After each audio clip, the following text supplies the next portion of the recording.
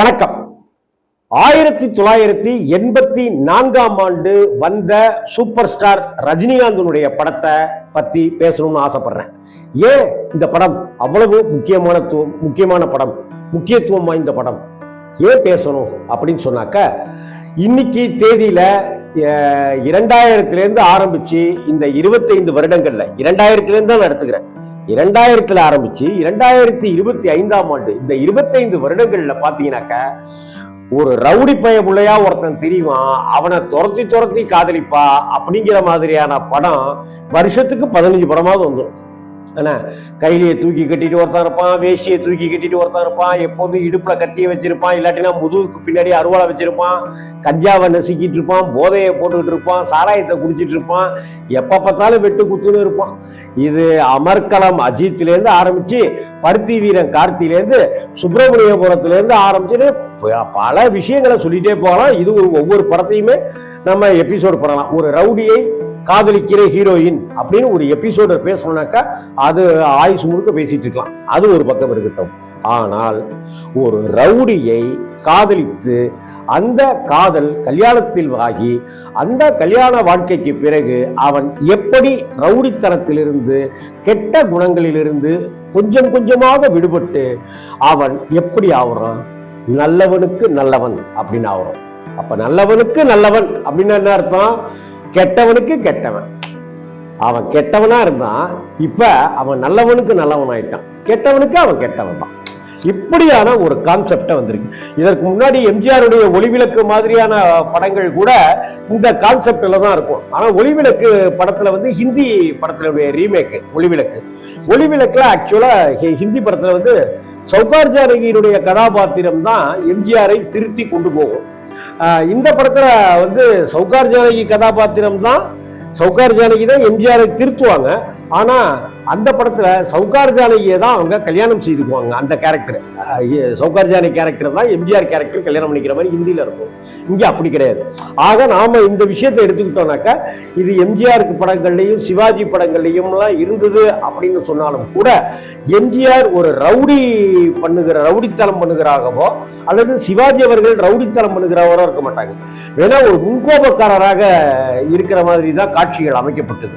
ஆனா அதை அடுத்து வந்த காலகட்டத்துல அப்படின்னு பார்த்தோம் அப்படின்னா, நல்லவனுக்கு நல்லவன் அப்படிங்கிற ஏவிஎம் தயாரிப்புல வந்த எஸ்பி முத்துராமன் டைரக்ஷன்ல வந்த படம் ஒரு முக்கியத்துவமான இடமா நான் பார்க்கிறேன். என்னுடைய பார்வை அது. அந்த படத்துல ஒரு கெட்டவனாக, ஒரு அடிதடி ஆளாக இருக்கிற ரஜினிகாந்த் ராதிகாவையும் அப்படி ஒரு சண்டையிட்டு தான் காப்பாத்துறவரு அவங்க வீட்டுக்கே கொண்டு போய் விடுறாரு. ஆனா ராதிகாவை சுற்றி இருக்கிற உறவு கூட்டம் அவருடைய காசு பணத்துக்கு தான் ஆசைப்பட்டு இது மாதிரிலாம் செய்யுது அப்படின்னு தெரிஞ்சுட்டு அவரை தான் வீட்டுக்கே கூட்டிட்டு வந்தவர் இப்படி வீட்டில் வச்சிருக்கிறது நல்லா இல்லை அப்படிங்கிற காரணத்துக்காக திருமணம் செஞ்சுக்கிறாரு. அப்படி திருமணம் செய்யும் போது, நீ இனிமே அடிதடிக்கெல்லாம் போகக்கூடாது, யாரையும் தேவையில்லாமல் அடிக்கக்கூடாது அப்படின்னு சொல்லிட்டு சத்தியம் வாங்குறாங்க. அதற்கு பிறகு அவர் ஒரு போலீஸ் கேஸ்லையும் மாட்டுறாரு. அவர் ஜெயிலுக்கு போய் அவங்க தான் காட்டியும் கொடுக்குறாங்க. ஜெயிலுக்கு போயிட்டு வரவர் இன்னும் தெளிவாக திறமையாக உண்மையானவரா, ரொம்ப சண்டை அடிதடி வம்பு தும்புக்கெல்லாம் போகாதவரா ரஜினிகாந்த் மாறுற அந்த கெமிஸ்ட்ரி, அந்த இடம் இருக்குல்ல, அது தமிழ் சினிமாவில் ரொம்ப அழகாக கட்டமைக்கப்பட்ட திரைப்படங்கள்ல மிக மிக முக்கியமான படம்னு தான் நல்லவனுக்கு நல்லவன் திரைப்படத்தை நான் சொல்லுவேன்.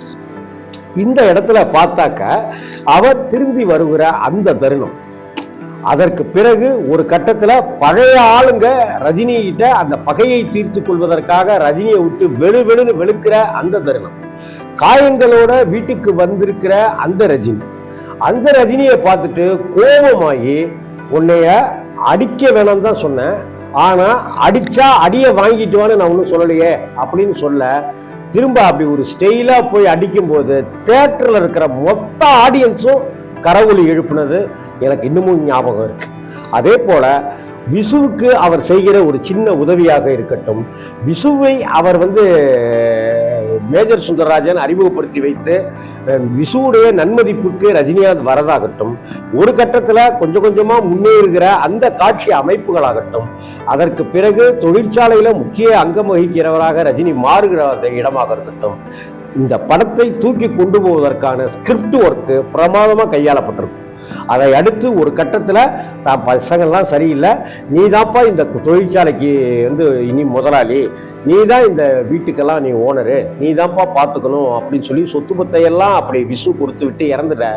அதற்கு பிறகு ரஜினி எப்படி இருக்கிறாரு, ரஜினி எப்படி கல்யாணம்லாம் ராதியாவை கல்யாணம் பண்ணிட்டு எப்படி வளர்றாரு, ரஜினியோடைய மகளாக துளசி எப்படி வளர்கிறார், அந்த விசுவுடைய வாரிசாக கார்த்திக் இருக்கிறவருக்கு அவருக்கு உண்டான பிரச்சனை என்ன, அவருக்கு ஏன் ரஜினி மேல கோபம்ங்கிறத எல்லாத்தையும் ரொம்ப டீட்டெயில்டா ரொம்ப அழகா யதார்த்தமா காமிச்சிருக்கிறது தான் நல்லவனுக்கு நல்லவன் மிகச்சிறந்த வெற்றி படம் அப்படின்னு சொல்றதுக்கும், ரஜினியுடைய கரியர்லயே மிக முக்கியமான படங்கள்ல நல்லவனுக்கு நல்லவன் திரைப்படமும் ஒண்ணு அப்படின்னு சொல்லலாம்.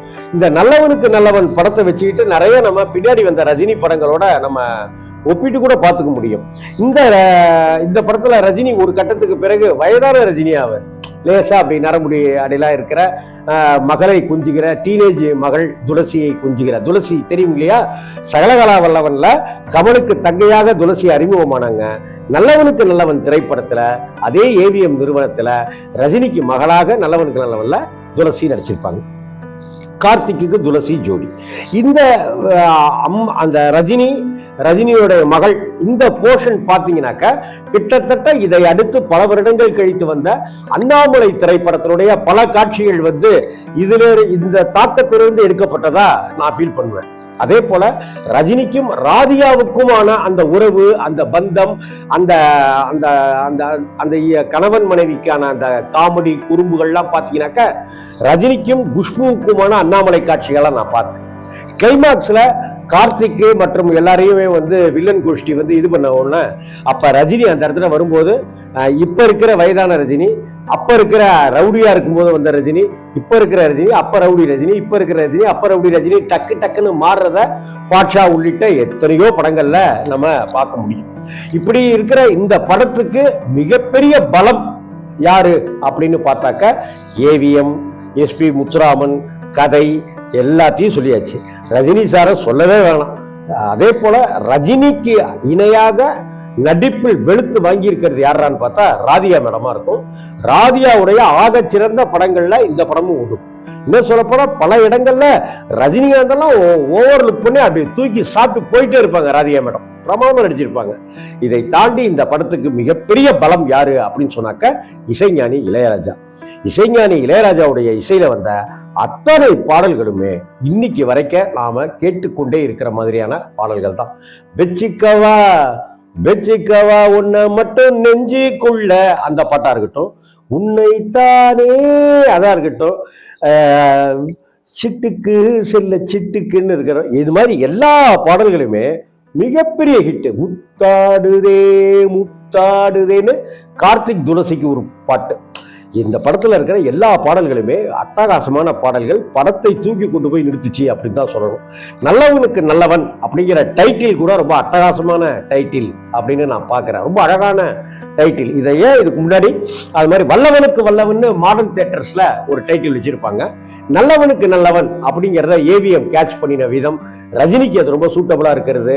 ரஜினி ஒரு ரவுடியாக இருந்து அப்படி ஒரு நல்ல மனிதராக மாறி ஒரு வயதான ஒரு மிடில் ஏஜ் 45-50 வயசுக்காரரா ஆகிறதுங்கிற அந்த முப்பரிமாணம் முறைகளுமே வந்து ரஜினி தன்னுடைய ஸ்டைலால, காமெடியால, குறும்பால, குசும்பால, ஆக்ஷன்ல அசத்தி இருக்கிற படம் இது. இந்த படத்தை என்னால மறக்கவே முடியாது. 1984 தீபாவளிக்கு வந்த படம். 41 வருடங்கள் ஆயிடுச்சு. இந்த நல்லவனுக்கு நல்லவன் படத்தை எத்தனை தடவை நீங்க பாத்தீங்க அப்படின்னு கேட்டீங்கன்னாக்க சரியா கணக்கே தெரியலங்க அப்படின்னு தான் சொல்லுவேன் நான். அப்படிப்பட்ட ஒரு திரைப்படத்தை நீங்க எத்தனை தடவை பார்த்தீங்க? வணக்கம்.